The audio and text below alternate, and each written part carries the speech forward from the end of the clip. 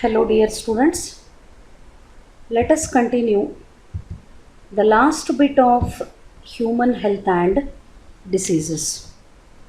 So, in the last bit of this chapter, you are going to study about abuse of drug and alcohol.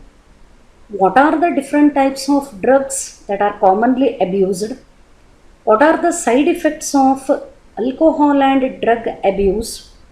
Which part of the body is affected, what is the mode of their intake, and what are the signs of addiction in male and female. All these things you are going to study in this bit of the chapter, which is last part, human health and diseases. So moving to the details.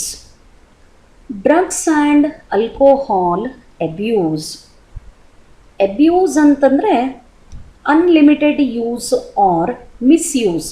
The better term is misuse, ಅಂದರೆ ದುರುಪಯೋಗ ಮಾಡ್ಕೊಳ್ಳೋದು. See nowadays about the drugs every day you can hear or you are hearing one or another news in the media. Actually one should have the knowledge how it adversely affect the normal routine of a man, how it adversely affects health of individuals, because the health is the most important thing.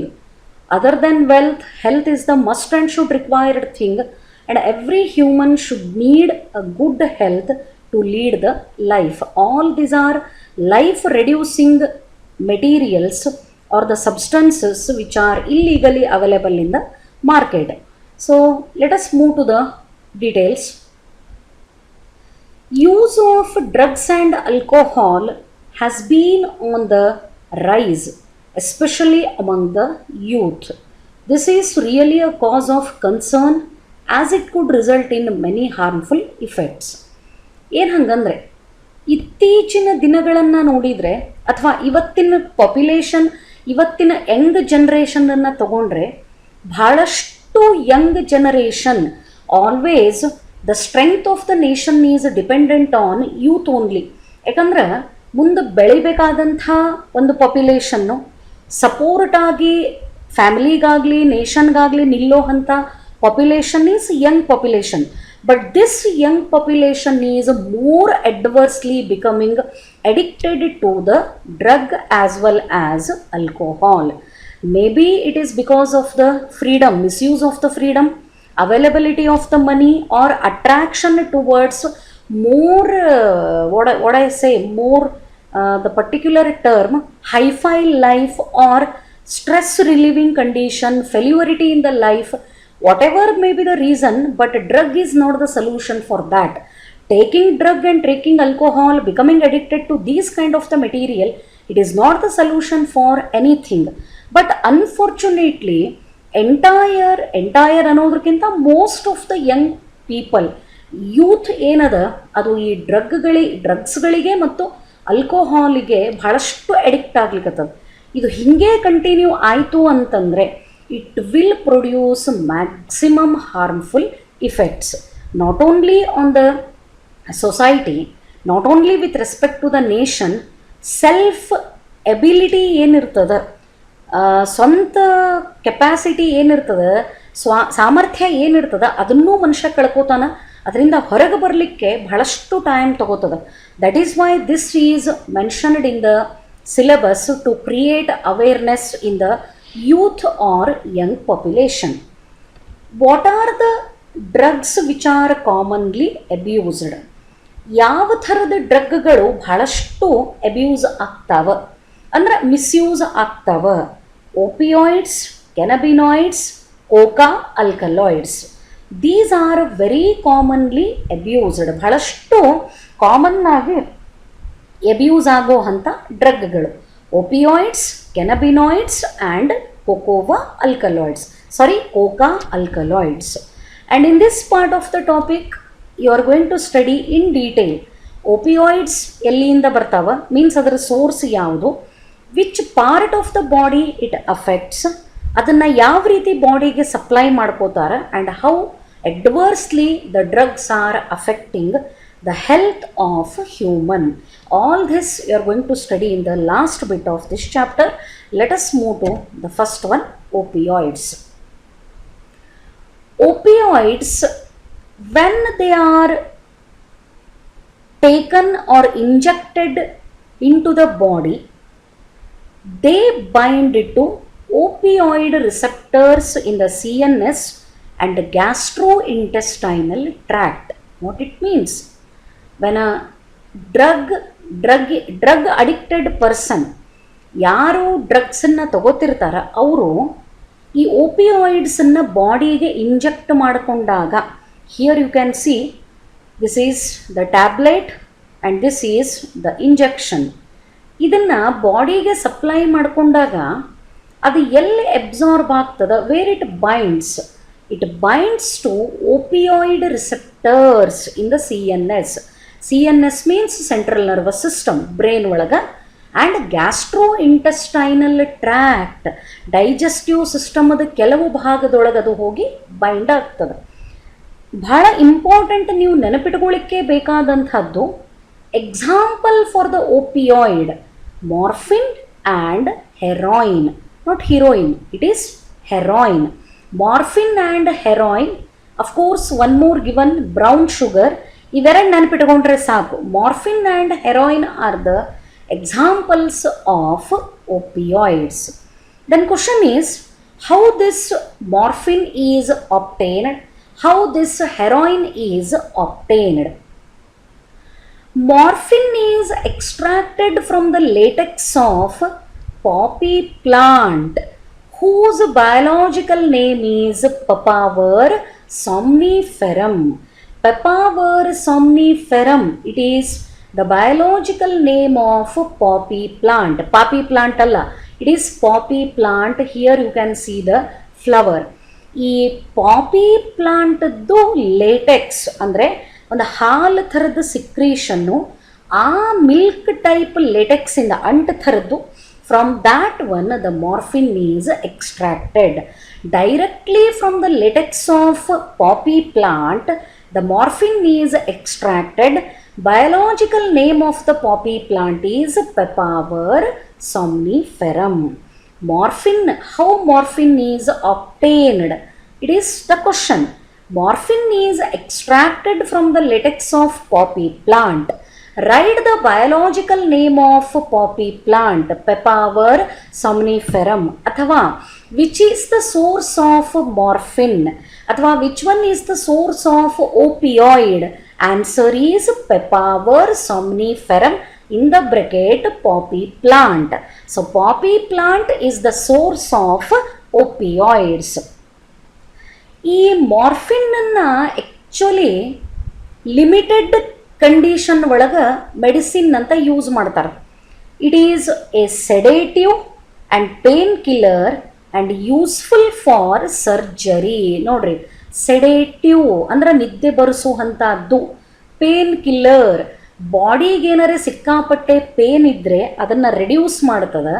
ಎಲ್ಲೇ very specifically for surgery, major ಆಪ್ರೇಷನ್ಸ್ಗಳು ಆದಾಗ ಅಲ್ಲೇ ಈ body ಪೇನನ್ನು ಕಡಿಮೆ ಮಾಡೋಕ್ಕೆ, ಸ್ವಲ್ಪ ಸ್ಲೀಪನ್ನು induce ಮಾಡೋಕ್ಕೆ, ನಿದ್ದೆ ಬರೋ ಹಂಗೆ ಮಾಡೋಕ್ಕೆ ಈ ಮಾರ್ಫಿನನ್ನು ಯೂಸ್ ಮಾಡ್ತಾರೆ. And this is the image of ಪಾಪಿ plant. You need to make the practice of chemical structure of the morphine and its chemical formula C17H19NO3. This is the chemical structure of morphine and its formula is C17H19NO3. So example for the opioid yaudu, morphine and heroin. What is the source of morphine? Poppy plant. Biological name is Papaver somniferum. How it functions? It acts like a sedative and painkiller and very useful for surgery. ಇದನ್ನು ನೀವು practice ಮಾಡಬೇಕು and try to remember this one also for the purpose of competitive exam. Then heroin. Heroin is commonly called smack. ಈ ಹೆರಾಯಿನಿಗೆ common ಆಗಿ smack ಅಂತ ಕರೀತಾರೆ. But chemically it is diacetyl morphine. Chemically heroin is question mark. Heroin chemically ಏನಿರ್ತದ? Diacetyl morphine. And how it appears? It is white in colour, odourless, ಅಂದರೆ ಯಾವುದೇ ರೀತಿಯ smell ಇಲ್ಲ. It is bitter, crystalline compound, ಕಾಳು ಇರೋ ಅಂಥ compound. Then question is how heroin is obtained. ಮಾರ್ಫಿನ್ನನ್ನು ಡೈರೆಕ್ಟಾಗಿ ಈ ಪೆಪಾವರ್ ಸಾಮ್ನಿಫೆರಮ್ ಪಾಪಿ ಪ್ಲಾಂಟದ್ದು ಲೇಟೆಕ್ಸಿಂದ ಅಬ್ಟೈನ್ ಮಾಡ್ಕೊಳ್ಳಿಕ್ಕೆ ಬರ್ತದೆ. But not like that. ಹೆರಾಯಿನನ್ನು ಆ ರೀತಿ ಎಕ್ಸ್ಟ್ರಾಕ್ಟ್ ಮಾಡ್ಕೊಳ್ಳಿಕ್ಕೆ ಬರುವುದಿಲ್ಲ. Heroin is obtained by acetylation of morphine.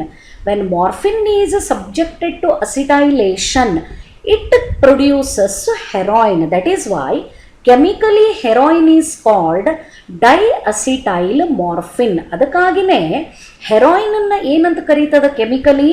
Chemically heroin is diacetyl morphine. It is obtained by acetylation of the morphine. It is white in color, it is odorless, it is bitter, it is crystalline compound, and this is commonly called smack. ಇದನ್ನು ಬಹಳಷ್ಟು common ಆಗಿ smack ಅಂತ ಕರೀತಾರೆ. Then it is taken by snorting and injection. That is why the two images I have given here. ಈ ಹೆರಾಯಿನನ್ನು ಬಾಡಿಗೆ intravenous ಅಂದ್ರೆ blood ಒಳಗೆ injection ಹೆಂಗೆ ಮಾಡ್ಕೋತೀವಿ ಡಿಸೀಸ್ ಬಂದಾಗ, ಆ ರೀತಿ ಬಾಡಿಗೆ ಸಪ್ಲೈ ಮಾಡ್ಕೋತಾರೆ. ಅಥವಾ by snorting. Look at the snorting image. ಆ ಹೆರಾಯಿನನ್ನು ಈ ಥರ ಸ್ಪ್ರೆಡ್ ಮಾಡಿ ಅದನ್ನು ಡೈರೆಕ್ಟ್ ನಾಸ್ಟ್ರಿಲ್ ಮೂಗಿಗೆನೆ ಎಳ್ಕೊಳಿಕತ್ತಿರ್ತಾರೆ. ಸೊ ಇದನ್ನು ಸ್ನಾರ್ಟಿಂಗ್ ಅಂತ ಕರೀತಾರೆ. This method of intake is called snorting. ಇಲ್ಲೇನೋ ಒಂದು ಪೇಪರನ್ನು ಫೋಲ್ಡ್ ಮಾಡಿ ಕೈಯೊಳಗೆ ಹಿಡ್ಕೊಂಡು ಈ ಸ್ಪ್ರೆಡ್ ಮಾಡಿರೋ ಹೆರಾಯಿನನ್ನು this fellow he is taking in to the body. ಈ ಮೆಥಡ್ ಆಫ್ ಇಂಟೇಕ್ ಅದನ್ನು ಡೈರೆಕ್ಟಾಗಿ ನಾಸ್ಟ್ರಿಲ್ ಒಳಗನೆ ತಗೊಳ್ಳೋ ಅಂಥದ್ದು ಒಂದು ಪ್ರೊಸೀಜರಿಗೆ ಸ್ನಾರ್ಟಿಂಗ್ ಅಂತ ಕರೀತಾರೆ. ಆ್ಯಂಡ್ ಇದು ಹೆಂಗೆ ಕೆಲಸ ಮಾಡ್ತದೆ? It is a depressant and slow down the body functions. Depressant ಅಂದರೆ ಏನೂ ಆ್ಯಕ್ಟಿವಿಟಿ ಆಗ್ಲಾರ್ದಂಗೆ ಫುಲ್ ಮೈಲ್ಡ್ ಮಾಡಿಬಿಡ್ತದೆ. CNS ವರ್ಕೇ ಆಗಲ್ಲಪ್ಪ ಅಂದರೆ ತಲೆ ಮೇಲೆ ಏನೂ ಪ್ರೆಷರ್ ಇಲ್ಲ, ಅಷ್ಟು ರಿಲ್ಯಾಕ್ಸ್ಡ್. ಡಿಪ್ರೆಸ್ ಮಾಡ್ತದೆ, ಮೂಡ್ ಸ್ವಿಂಗ್ಸ್ ಇಲ್ಲ, ಫುಲ್ ಮೈಲ್ಡ್ ಆಗಿಬಿಡ್ತಾನೆ. ಎಲ್ಲ ಬಾಡಿ ಆ್ಯಕ್ಟಿವಿಟಿಗಳನ್ನು ಇದು ಸ್ಲೋ ಡೌನ್ ಮಾಡ್ತದೆ. So both of them are belonging to the group of opioids. So opioids are the drugs which are obtained from the plant source poppy plant. Its biological name is Papaver somniferum. Example for the opioids are morphine and heroin. Morphine is directly extracted from the poppy plant, from the latex of poppy plant. Actually it is a sedative. It acts as painkiller and very useful in the surgery. When morphine is subjected to acetylation, it gives one more kind of the drug called heroin, which is commonly called smack, and the heroin is chemically diacetyl morphine. Heroin is white, odorless, bitter, crystalline compound. Either it is injected into the body or it is taken into the body by snorting. It acts as a depressant and it slows down the body functions. So this is the detail with respect to the first drug, that is opioid. Rest of the things I will continue in the next video.